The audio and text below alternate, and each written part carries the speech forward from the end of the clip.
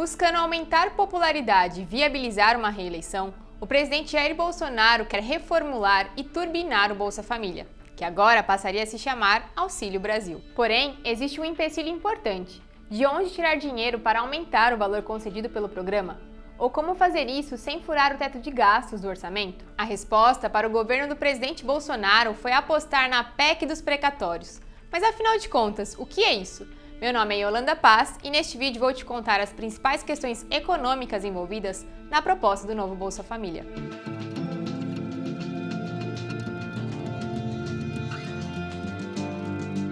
No dia 9 de agosto, o presidente Jair Bolsonaro entregou ao Congresso uma medida provisória para o novo Bolsa Família.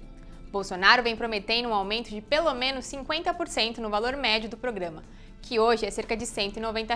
Isso significa que o Auxílio Brasil seria de pelo menos R$ 285, mas o presidente Bolsonaro vem dizendo também que o reajuste pode chegar a 100%, atingindo cerca de R$ 400.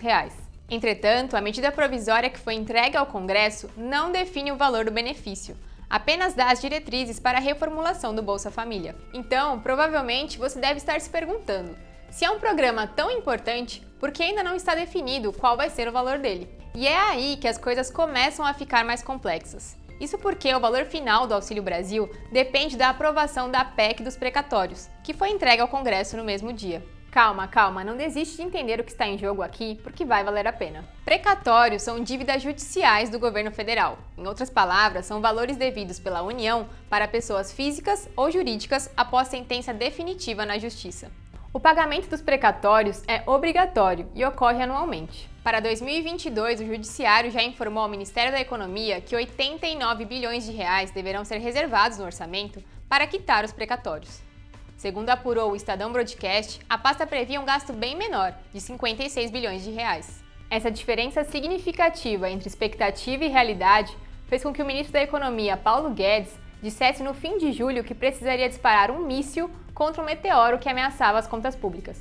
Sua resposta foi a PEC dos precatórios. Se aprovada, essa proposta de emenda à Constituição autorizaria parcelar em 10 anos os precatórios acima de 66 milhões de reais.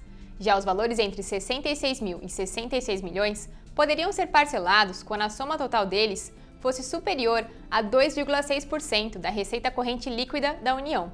Por essa regra, em 2022, seriam parcelados todos os precatórios acima de R$ 455 mil. Com a PEC dos precatórios, o governo federal economizaria cerca de 33,5 bilhões de reais em 2022, o que então abriria espaço no orçamento para a reformulação do Bolsa Família no ano eleitoral. Toda essa movimentação com a PEC dos precatórios está acontecendo como uma tentativa do governo de encontrar dinheiro para o novo programa sem furar o teto de gastos. Ou seja, buscando respeitar a regra que impede o avanço das despesas públicas em ritmo acima da inflação. Só que analistas do mercado financeiro estão preocupados com o risco de deterioração das contas públicas, principalmente com a aproximação das eleições. Em reunião com diretores do Banco Central no dia 18 de agosto, eles relataram receio com a preservação do teto de gastos, em meio à discussão da PEC dos precatórios e do financiamento do novo Bolsa Família. Também existe o entendimento de que a PEC dos precatórios seria uma forma de calote e, por isso, pode encontrar resistência para ser aprovada. O vice-presidente da Câmara, Marcelo Ramos, do PL do Amazonas, por exemplo, considera que a PEC não tem chance de aprovação no Congresso. Para ele, o Judiciário não criou nenhum meteoro, como disse Guedes, uma vez que o direito ao recebimento de precatórios é um tema antigo previsto na Constituição da República. Nesse sentido, também existe a chance de que, mesmo aprovada pelo Congresso, a PEC dos precatórios seja barrada pelo Supremo Tribunal Federal, justamente pelo entendimento de que esses valores são de direito dos cidadãos. A manobra proposta pelo governo Bolsonaro para encontrar recursos para o novo Bolsa Família não é de fácil execução. E mesmo internamente, a PEC dos precatórios não resolve completamente o impasse sobre pagar R$ 300 ou R$ 400 com o Auxílio Brasil. Isso porque existe uma disputa interna entre a ala econômica e a ala política do governo.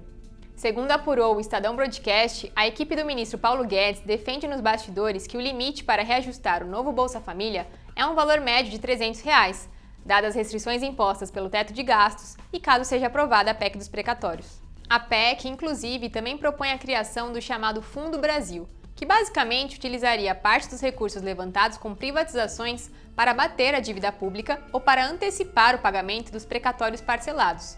As despesas desse fundo ficariam fora do teto de gastos. Também existiu a ideia de que os recursos desse fundo fossem utilizados para pagar um bônus às famílias beneficiárias do Auxílio Brasil. Essa medida não está no texto final encaminhado pelo Executivo, mas será discutida no Congresso para eventual inclusão.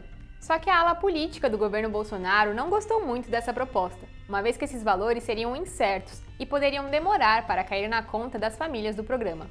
Politicamente, o ideal seria fixar desde já um valor maior, de R$ 400, como vem sendo defendido abertamente pelo presidente Jair Bolsonaro. Só que para isso seria necessário extrapolar os limites fiscais do país. Fato é que tudo isso ainda está em aberto e será discutido no Congresso. Por enquanto, o que temos de concreto sobre o novo Bolsa Família é a proposta de que ele seja composto por 9 benefícios. No auxílio básico, são 3 modalidades principais. O benefício para a primeira infância será pago por criança para aquelas que tenham até 3 anos incompletos. O benefício de composição familiar será dado a famílias que tenham gestantes ou pessoas de 3 a 21 anos de idade, com limite de 5 benefícios por núcleo familiar. Já o auxílio para a superação de extrema pobreza será concedido quando, depois de somados os benefícios anteriores, a renda mensal per capita da família ainda estiver abaixo da linha da extrema pobreza. Fora esses 3 benefícios principais, outros 6 auxílios acessórios poderão ser somados. Segundo João Roma, ministro da Cidadania, o alcance do novo Bolsa Família deve passar dos atuais 14,6 milhões de beneficiários para mais de 16 milhões de famílias atendidas.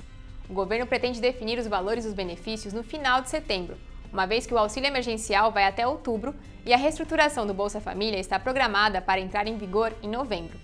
O Estadão vai acompanhar de perto tudo isso, então fique ligado nas nossas plataformas e até o próximo vídeo.